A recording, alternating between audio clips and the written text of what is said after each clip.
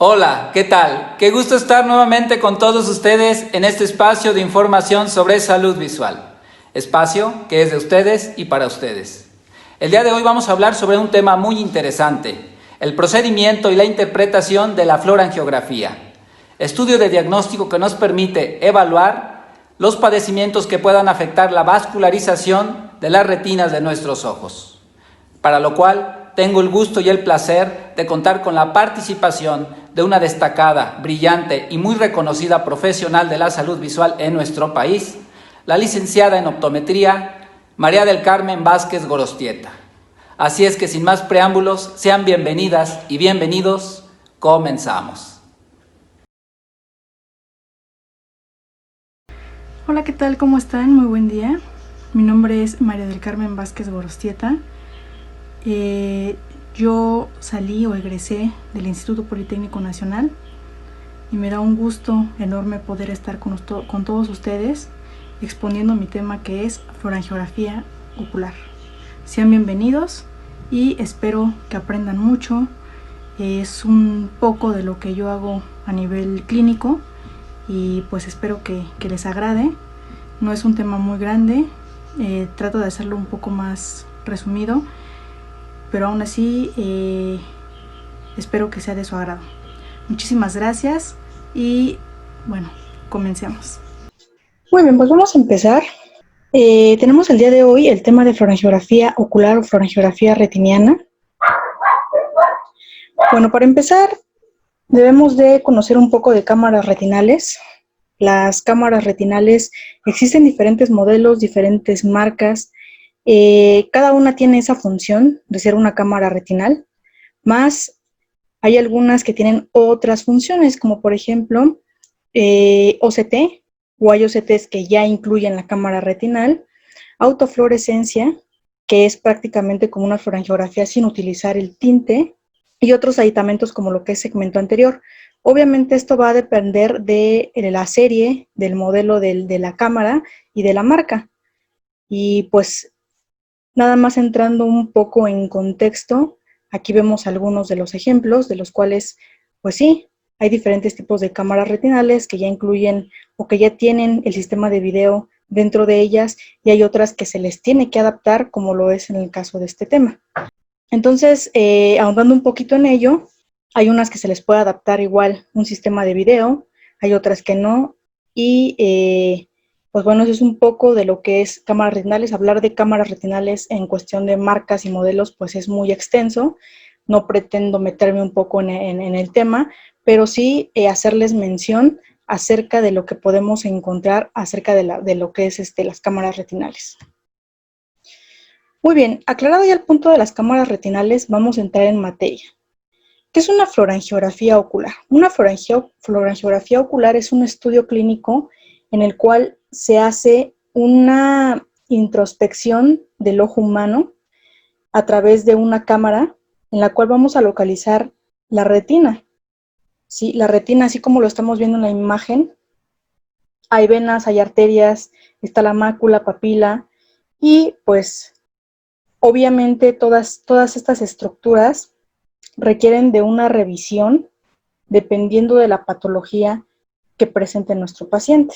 Este es un estudio o examen en el cual se inyecta un tinte que es fluoresceína sódica, y este tinte va a correr por medio de las venas hacia lo que es la retina de mi ojo. Y así vamos a poder evaluar el flujo sanguíneo de lo que es la retina y la coroides. Esta es la fluoresceína sódica. Es una ampolleta, la cual se puede mezclar con solución salina y pues ya está lista para poder inyectarse en el brazo. Esta fluoresceína sódica es un hidrocarburo sumamente pesado, por eso causa algunos efectos secundarios en los pacientes, y por ello es preciso mencionarles qué es lo que puede pasar. También puede ser un poco, no peligrosa, pero sí hay que tener precaución en pacientes que tienen alguna enfermedad de riñón, ¿sí? O que tienen presiones altas, porque como es un hidrocarburo muy pesado, pues tiende a subir más la presión sistémica. Entonces, por eso hay que tener ese cuidado, esa precaución de especificar al paciente o de preguntarle qué es lo que tiene o qué es lo que padece para ver si se puede emplear o no se puede emplear. En caso de los pacientes que padezcan de alguna enfermedad de riñones, se les tiene que pedir un formato que vaya dirigido especialmente de su médico de base, de su especialista hacia nosotros, para que nos dé el permiso de poder hacer el estudio. Si no nos da el permiso, quiere decir que el paciente pues no puede hacerse el examen debido a que puede causarle un daño mayor este hidrocarburo o esta fluoresceína sódica. Y como lo comento aquí, se difunde muy rápidamente, de hecho es en cuestión de segundos en que la fluoresceína sódica corre desde el brazo hasta lo que es la coroides y la retina. Y aquí vemos una fluorangiografía, ya como tal, tomada por su servidora, en la cual podemos ver que es una fluorangiografía de un ojo normal. ¿Por qué les presento un ojo normal? Porque siempre les digo a mis alumnos, ¿no? Para conocer lo anormal o lo patológico debemos de saber primero qué es lo normal, qué es el ojo sano. Entonces nosotros esperamos tener un fondo de ojo así, mas lamentablemente en ocasiones o en muchas de ellas la fluorangiografía va dirigida o indicada a pacientes que ya son hipertensos o diabéticos y ya tienen enfermedades ya con una evolución pues tristemente muy crítica y no vemos retinas así como tal, vemos retinas más enfermas, pero por ello es importante que ustedes conozcan esto para poder pasar a un ojo patológico o a un ojo enfermo. ¿Qué vamos a ocupar para el estudio? Torundas, jeringa, obviamente para inyectar la fluoresceína sódica, obviamente la fluoresceína en ampolleta y un midriático.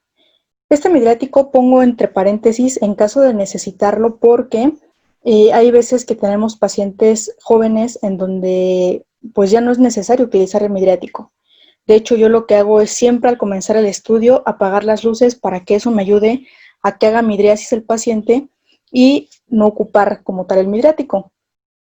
Pero como sabemos, hay pacientes ya de mayor edad en donde sí requerimos de un midriático y pues tenemos que hacer uso de él. ¿Cuál es el modo de empleo? Para empezar, el paciente tiene que venir en ayuno, porque como la fluoresceína es un hidrocarburo muy pesado, tiende a que nosotros si comemos algo podemos devolverlo. Entonces es por ello que para precaución del aparato y de nosotros mismos también, le digamos al paciente que debe de tener de 8 a 12 horas de ayuno. Ahora, se instila el midriático, esto lo puse en paréntesis en caso de ser necesario, y se coloca al paciente en la cámara de fondo, como lo vemos en la imagen de la izquierda, y tiene que estar totalmente cómodo. Hay que preguntarle al paciente si está totalmente cómodo, precisamente para que no se nos mueva y nosotros podamos tomar las fotografías de manera rápida. Antes de inyectar el colorante, que es el siguiente paso, yo lo que hago es tomar fotos clínicas a color, como lo vemos en la imagen inferior derecha. Antes de pasar a la fluorangiografía debemos de tomar o debemos de saber qué es lo que vamos a encontrar. Y por eso es que yo tomo antes fotos a color o fotos clínicas a color para darme un panorama o una idea de lo que puedo encontrar yo en el paciente. Después de que ya tomo las fotografías a color, ahora sí voy a inyectar el colorante o la fluoresceína en el antebrazo. Ya después, en cuanto nosotros tenemos que inyectar o el émbolo lo empujamos, desde ese momento debemos de estar tomando fotos, desde ese preciso momento. ¿Por qué? Porque regularmente cuando nosotros empezamos a inyectar la fluoresceína, empieza a correr el tiempo. El tiempo en la fluorangiografía es indispensable, porque si nos llevamos más tiempo de lo normal, podemos intuir que el paciente tiene ahí algunos problemas del corazón, puede ser, o en la sangre, o en el torrente sanguíneo, en el sistema circulatorio. Hay que tomar en cuenta todo ello, y es por eso que en cuestión de segundos, esta fluoresceína debe de correr al momento de nosotros inyectar o empujar el émbolo, debe de correr rápidamente a coroides o retina. Y como les comentaba, pues ya se van tomando fotografías porque debemos de tomar en el segundo preciso en el que el paciente ya tiene la fluoresceína en la coroides o en la retina, y es como se va iluminando estas venas y estas arterias. Como ya lo indicamos, se coloca el paciente en la cámara, se hacen las fotografías clínicas primero a color, como lo vemos aquí. Primero para darme un panorama, una idea de lo que voy a encontrar en mi paciente, y posterior a ello voy a empezar a tomar, cambio en la cámara retinal hay un botón en donde ya cambias el filtro, que es el filtro de la fluorangiografía. No es lo mismo el filtro que ponemos para una cámara a color, para una fotografía a color, que para una fluorangiografía. Entonces hay una palanquita donde dice FAG, de esto dependiendo de la cámara obviamente y del modelo, y vamos a empezar a escuchar un chic. Ese sonidito quiere decir que ya cambió mi filtro de color a fluorangiografía, y es por eso que aquí lo vamos a ver como en blanco y negro. Así es lo que vamos a empezar a ver. Las venas van a empezar a estar oscuras. En cuanto ya suba la fluoresceína al ojo o a la retina, en cuanto ya inyectamos la fluoresceína, ya se va a empezar a iluminar las venas y las arterias, como lo estamos viendo aquí. Ya van a ser blancas. Blancas porque el filtro es blanco y negro, pero en sí es fluorescente. Es un verde amarillento, ¿vale? Cuando se empieza a inyectar la fluoresceína, hay que preguntar al paciente si realmente se encuentra bien, para evitar que el paciente pues tenga alguna complicación en el aspecto de que le duele la cabeza, de que quiera volver el estómago, y si es así, tenemos que retirarlo y dejar que el paciente pues se restablezca. Como les indicaba, ya vimos una fluorangiografía totalmente normal. Aquí vemos una foto clínica a color, donde ya no es normal. Aquí tenemos algunos exudados, tenemos algunas cuestiones de venas, de arterias. En cuanto a los cruces de ellas, tenemos algunas microhemorragias, ¿sí? Aún este paciente tiene muchísima oportunidad de llevar un tratamiento láser, que el láser lo que hace es cauterizar los vasos que pues ya se rompieron y que ocasionaron una hemorragia o unas microhemorragias, como lo estamos viendo aquí. Estos vasitos se queman para evitar pues que esas hemorragias crezcan y tapen visión. Y pues es así como nosotros, al momento de tener un paciente con estas características de diabetes, vamos a indicar ya como tal la fluorangiografía para ver qué tan profundo están los daños debido a la diabetes. ¿Qué podemos observar durante la fluorangiografía?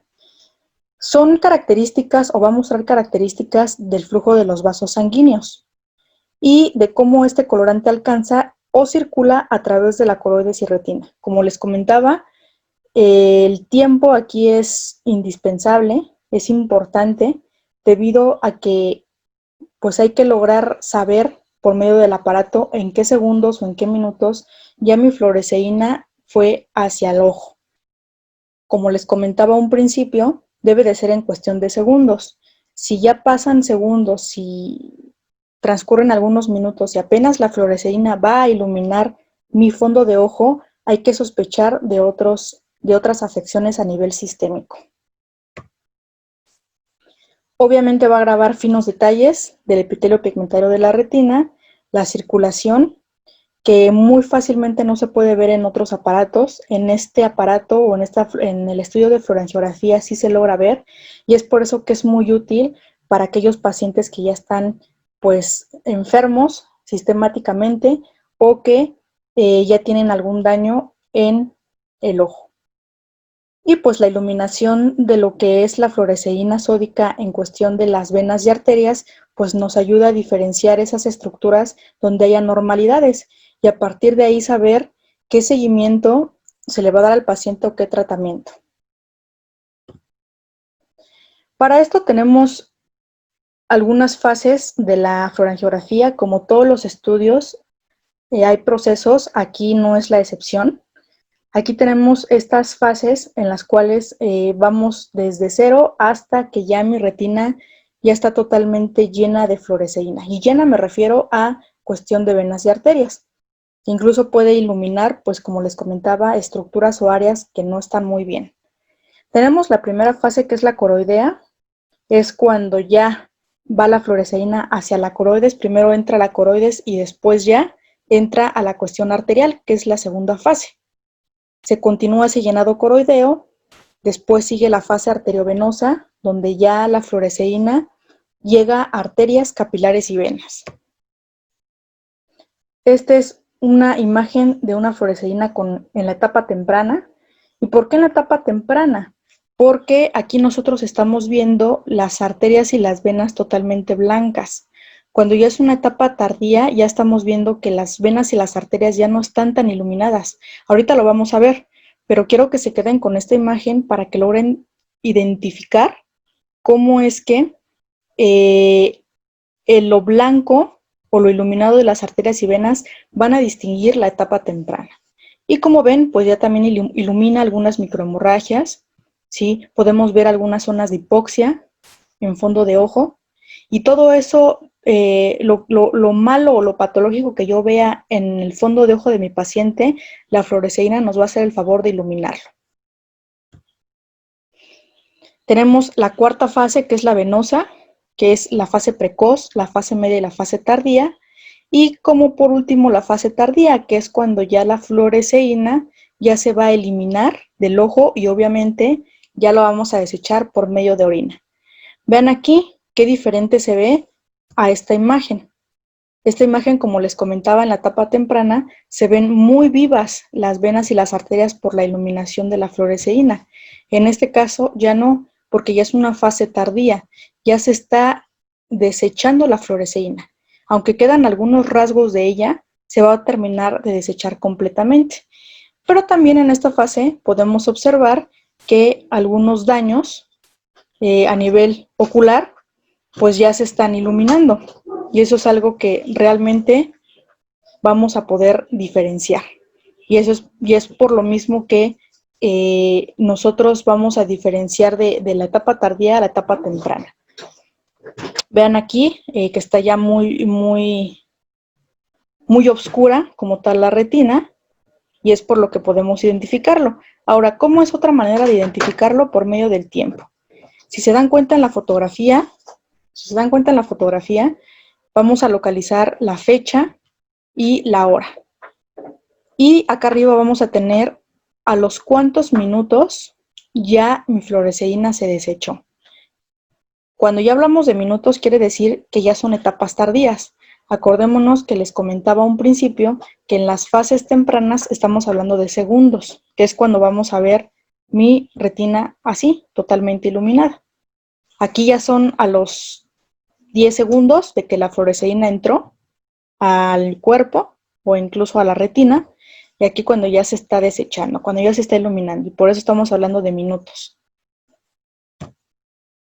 Y aquí tenemos, bueno, les presento el proceso de la fluorangiografía con respecto a el proceso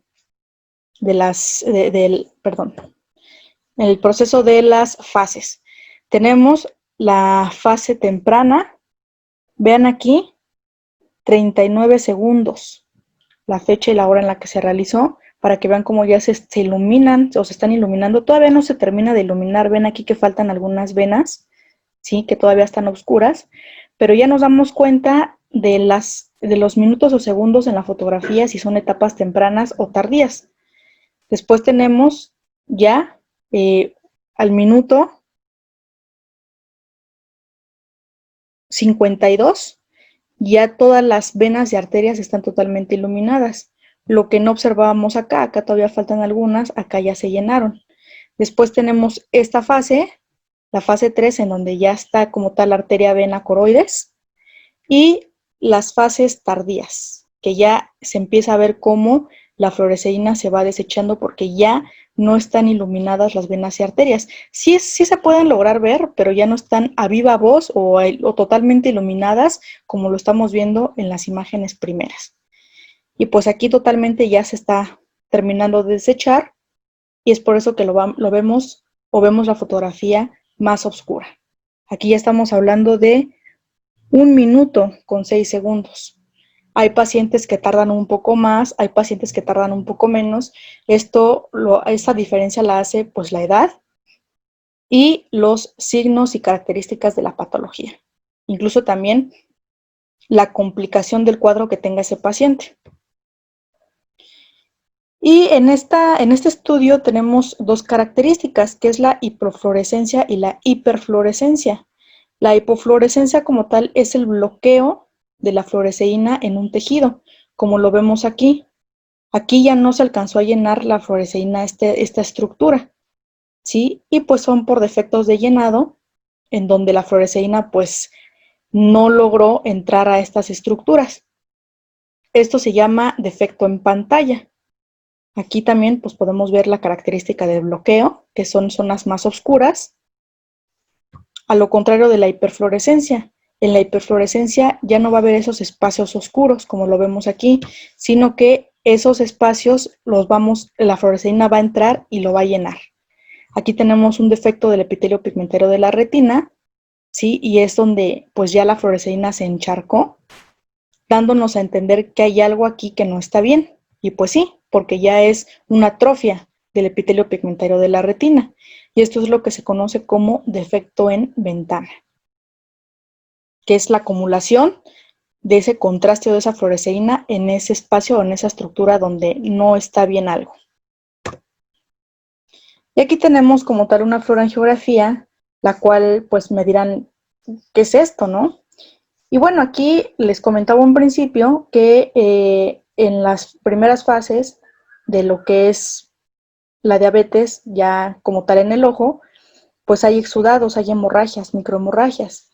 Y aquí pues hay que cauterizarlas con láser. Esto que vemos aquí, estas manchitas, son huellas de láser para que no se me vayan a espantar. Esto es normal en pacientes que ya tuvieron esos disparos de láser para evitar hemorragias. Pero ustedes se preguntarán, ok, maestra, pero pues aquí ¿qué pasa? ¿Aquí por qué no dan láser? Si todavía aquí hay algunas cuestiones en donde pudiéramos mandar láser. No, porque esta zona se tiene que respetar. Estamos hablando de la zona macular y de la zona papilar. Aquí recordemos que el láser lo que hace es que al momento de que hacemos disparos de láser, el paciente está totalmente en vivo y a todo color, de hecho está sentado. Si el paciente se llega a mover, porque el láser duele bastante, podemos nosotros disparar a una zona donde no tendríamos que hacerlo, como por ejemplo la zona macular y la zona papilar. Y entonces estaríamos exponiendo aún más al paciente a un riesgo de que nosotros podamos cometer algún disparo que no vaya dirigido ahí y ocasionar un daño mayor. Entonces, por eso que esta zona se respeta y todo lo que es de la periferia o del punto medio a la periferia de la retina, o un poquito más del punto de medio, vamos a poder echar láser. Antes, me refiero a esta zona, aquí ya no, aquí ya se tiene que respetar. Y tenemos otra fluorangiografía o angiografía, que es con bradindocianina. Esta es similar, va a dar las mismas características, vamos a poder detallar las mismas patologías, las mismas indicaciones. Es lo mismo, pero con un diferente proceso. Para empezar, aquí vemos un color como violeta morado. Aparte de ello, las fotografías se toman con una cámara infrarroja para que le dé este color o esta coloración tipo morado lila. Y a diferencia de la angiografía, es que esta angiografía con bradindocianina tarda más en dar las imágenes, de 10 a 15 minutos. Y pues esto, pues no, en caso de que tengamos muchos pacientes, nos deteriora el tiempo.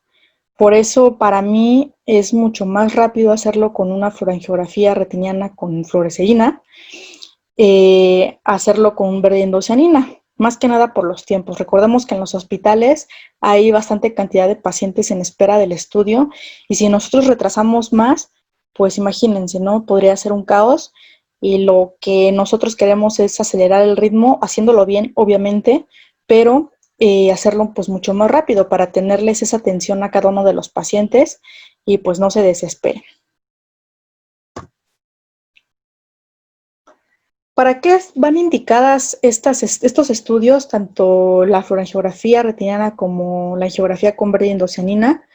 Para todos los pacientes que tengan procesos degenerativos maculares, inflamatorios de la coroides y el EPR, hereditarios tanto de estas dos, coroides y epitelio pigmentario de la retina, y por causas externas, como por ejemplo les comentaba, diabetes, hipertensión.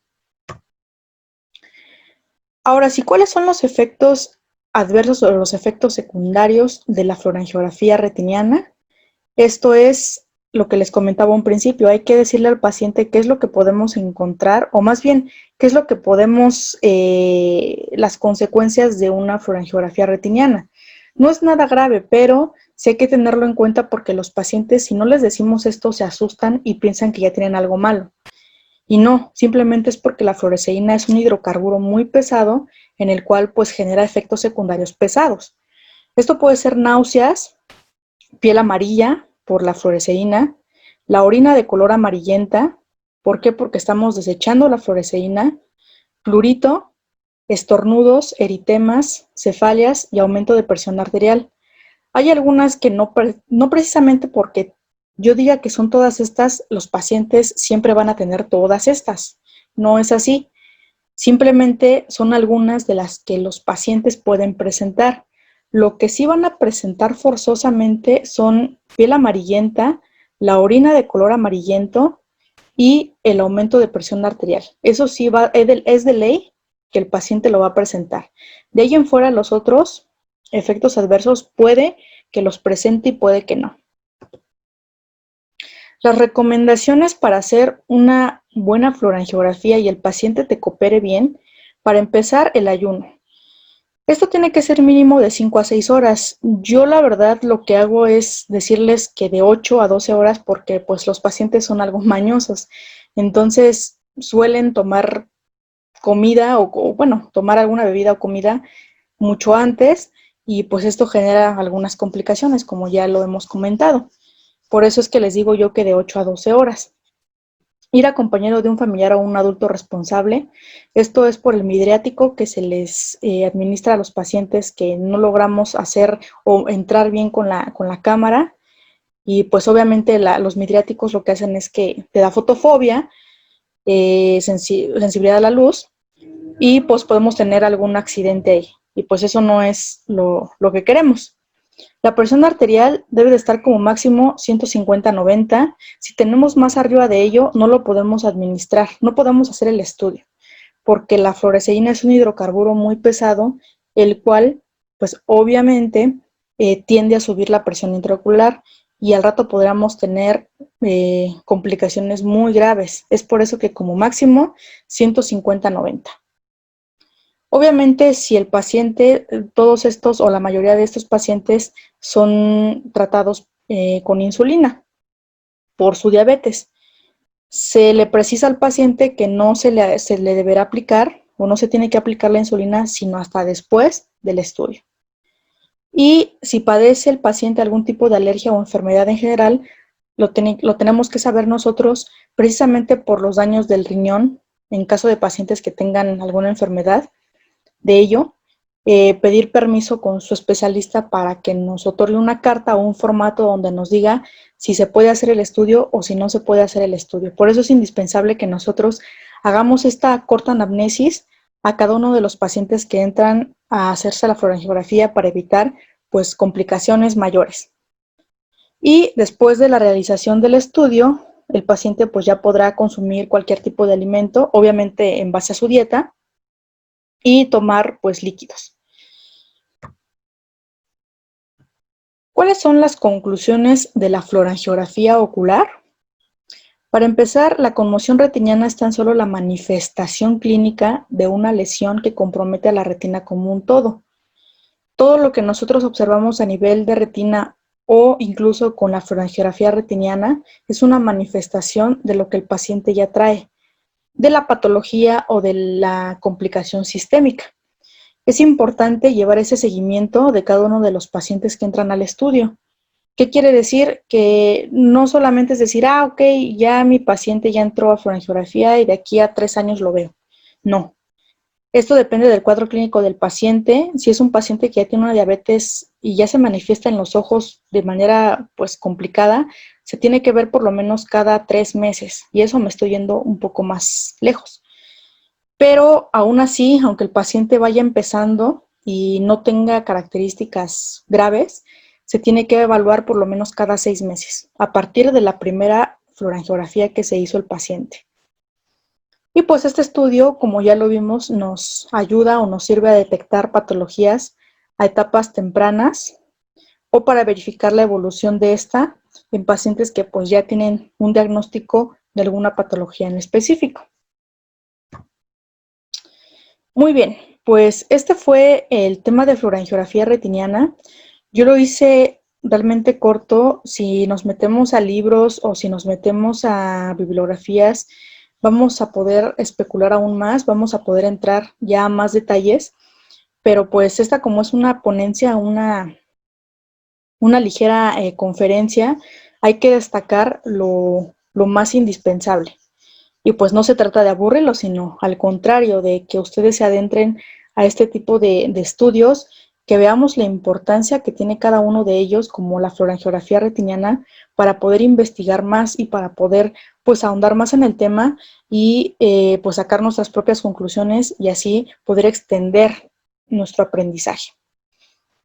Para terminar, les dejo estas palabras. La ética se lleva en la conciencia, el humanismo se trae en el corazón, la sabiduría está en tu cabeza, la pasión es el gusto con el que tratas de sacar a tu paciente adelante. Y yo creo que con un tema como este, el objetivo de nosotros como especialistas de la salud visual es precisamente sacar a mi paciente adelante. Si ya tiene una complicación, una patología, tratar de que ésta pues no evolucione o no haga más de lo que ya hizo. Si por el contrario mi paciente ya llega en un estado crítico, darle la atención adecuada y pues poder canalizarlo de forma rápida para ver si hay algún tratamiento o algo que al paciente pueda ayudarlo. Y es así pues como nosotros podemos ayudar o podemos entrar en esa materia de ver por el paciente. Por mi parte es todo. Les dejo algo de la bibliografía que yo que consulté para este tema. Muchas de las imágenes son de una servidora. El proceso de la fluorangiografía pues es dependiendo también de mi experiencia profesional, de cómo yo lo hago. Y algunos pues temas ya como tal son de estas bibliografías. Este es mi correo electrónico por si gustan contactarme. E incluso también posteriormente, si gustan, les puedo dejar algún número telefónico en el cual se puedan comunicar directamente conmigo, pero pues el correo es de bastante ayuda, lo checo diario, lo reviso diario y cualquier duda que tengan, cualquier consulta, pues estoy a sus órdenes. De antemano les doy las gracias por estar aquí, por permitirme en este canal poder dar una conferencia pequeña, pero con mucho gusto, con mucha pasión y con mucho amor. Y también darle las gracias a Juan Manuel por la invitación y por pues el tiempo, ¿no?, de la espera de lo que es la conferencia. Muchísimas gracias, les agradezco bastante y espero verlos próximamente. Hasta luego. Muchas gracias por su compañía. Espero que la información compartida haya sido de su interés y de su agrado. Les invito a darle like y a suscribirse al canal, así como hacerme llegar sus comentarios y sugerencias. Hasta la próxima, y no lo olviden, cuidemos nuestros ojos, porque la luz de la vida entra a través de ellos. Hasta luego.